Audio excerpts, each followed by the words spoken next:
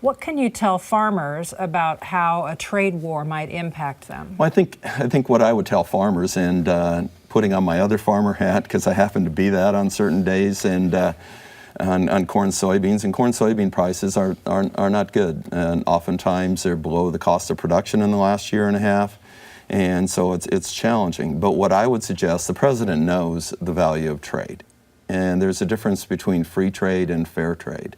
And one of the examples I gave recently is that ethanol plants in Iowa a few months ago had China impose a 35% tariff while distillers' grain was being shipped to China.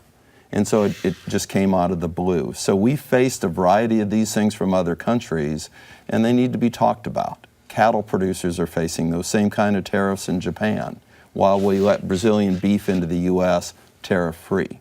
So, I think we've got to have people evaluate it in totality, but trade is extremely important to agriculture. It's really important to Iowa. I would expect that will continue. Should ethanol producers be worried about that? Well, I think it's always important to be watchful on all those things, but I think we've heard, and I personally have heard President Trump say he supports ethanol, and he supports blending ethanol, and he supports all sources of energy, which do I.